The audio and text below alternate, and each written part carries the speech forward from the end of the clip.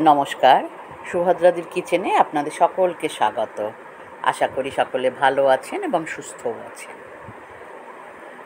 সারা বছর আমরা যে সকল মাছ খাই তাদের মধ্যে কিন্তু এই শিং মাগুর খুব একটা কিন্তু খাওয়া হয়ে ওঠে না।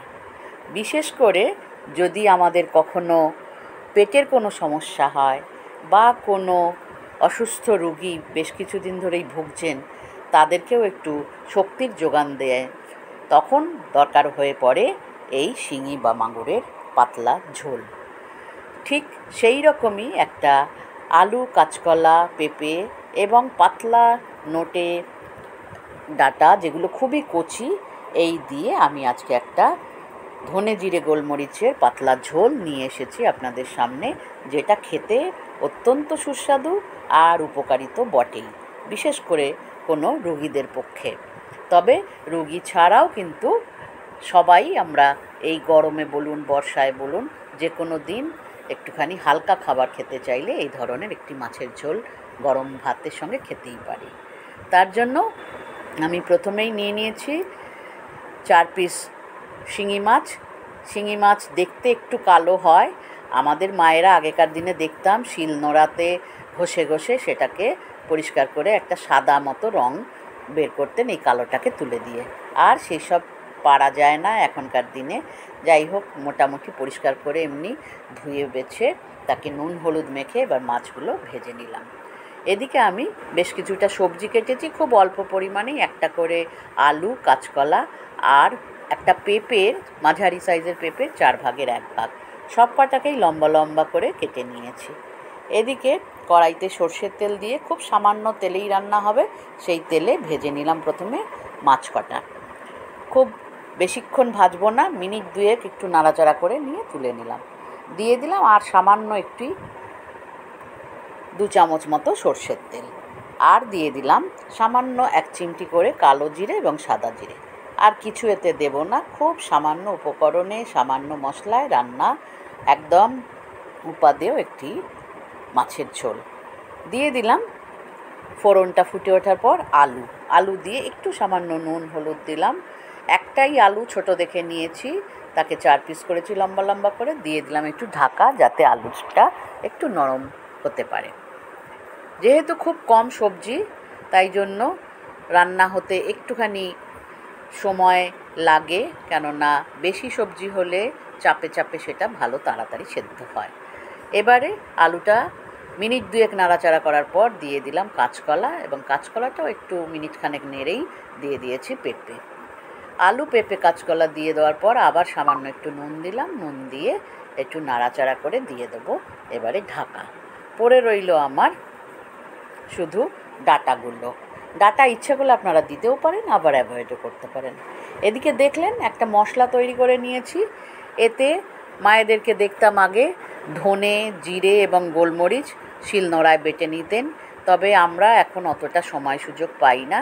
তবে আমি জিরেটা বেটে এই রান্না করার চেষ্টা করি, বাকি ধনে গুঁড়ো দিয়েছি, আর গোলমরিচ শুকনো খোলাতে হালকা নেড়ে গুঁড়ো করে রাখি, সেই গুঁড়ো গোলমরিচ দিয়েছি। এই দিয়ে আর সামান্য একটু হলুদ মিশিয়ে, একটু জল মিশিয়ে একটা মশলা তৈরি করে রেখেছি। এদিকে ডাঁটাগুলোও দিয়ে দিলাম, দিয়ে আবার একটুখানি নাড়াচাড়া করে ঢাকা দিয়ে দিলাম। দিয়ে মিনিট খানেক পর আবার ঢাকাটা তুলে নেড়ে চেড়ে এইবারে সেই গুলে রাখা মশলাটা দিয়ে দিলাম। একদমই খুব কম পরিমাণ মশলা, 1/2 চামচ করেই সমস্ত কিছু, জিরে বাটা আর ধনে গুঁড়ো আর গোলমরিচ। কাঁচা লঙ্কা মনে করলে আপনারা দিতে পারেন, আমি আর এতে দেইনি। মশলাটি একদম শুকিয়ে শুকিয়ে আসছে, দিয়ে দিলাম সামান্য একটু জল ছিটা দিয়ে মশলাটাকে আবার একটু কষাতে সময় দিতে হবে। আসলে সবজি কম, আগেই বলেছি, যার জন্য জল বেরোনোর স্কোপটা খুব কম। তো সেই আন্দাজে আমার কড়াইটা একটু বড়ও হয়ে গেছে, তাই জন্য, কিন্তু ঝোল দেব, তাই জন্যে কড়াইটাকে বড় নিয়েছি। নিয়ে আবার একটু ঢাকা দিয়ে আর ঢাকনাটা খুলে বারবার করে একটু নাড়াচাড়া করে মশলাটাকে, শুদ্ধ সবজিটাকে কষিয়ে নিলাম।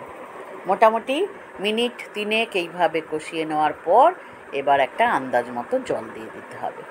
শিঙি মাছের ঝোল খুব পাতলা ঝোলই খাওয়া হয়। এটা মাছ যত না খাওয়া হয় এর ঝোলটা ভীষণ উপকারী, সেই জন্য ঝোলটাকে আমি একটু বেশি পরিমাণেই দেব। দিয়ে দিলাম আন্দাজ মতো জল, তবে জলটাকে আপনারা যেরকম মনে করবেন সেই আন্দাজেই দেবেন। দিয়ে দিলাম পরিমাণ মতো নুন দিয়ে এবারে দিয়ে দিলাম ঢাকা। মিনিট 5 ফুটতে সময় দিলাম। ফুটে উঠেছে, তবে আমি এখনই সমস্ত মাছগুলো দেব না। প্রথমে মাছের মাথাটা দিয়ে দিলাম শিঙি মাছের, কেননা সব মাছগুলো যদি এখনই দিয়ে দিই আমার সবজিগুলো সেদ্ধ হওয়া এখনও বেশ কিছুটা সময় বাকি আছে, তো সেই জন্য আমি পরের দিকে দেব, না হলে মাছগুলো খুব নরম তুলতুলে আর টাটকা একদম জ্যান্ত মাছ, সেই জন্য গলে যাবে। তো তাই জন্য মাথাটা দিয়ে ঢাকা দিয়ে দিয়েছিলাম, যাতে সবজিগুলো পুরো 80% পর্যন্ত সবজি সেদ্ধ হয়ে আসছে। তখন আবার ঢাকনাটা খুলে বাকি মাছ কটাও দিয়ে দিলাম, দিয়ে আবার ঢাকা দিয়ে দিলাম মাছগুলো নাড়াচাড়া করে। মোটামুটি রান্না আমার শেষ হয়ে এসেছে। দেখুন সব সবজিও একদম কমপ্লিট সেদ্ধ।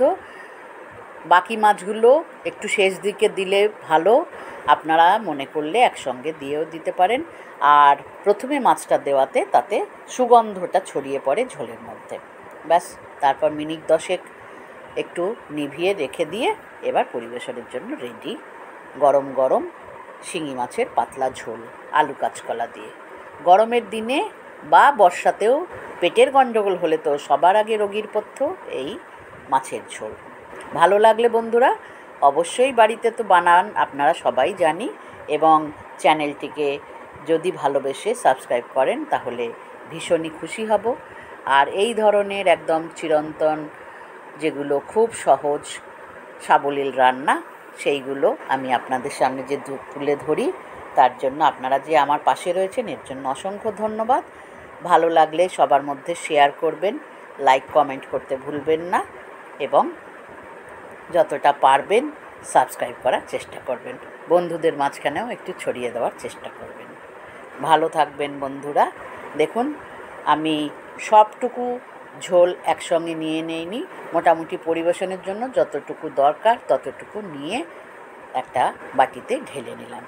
ভালো থাকবেন বন্ধুরা, ধন্যবাদ।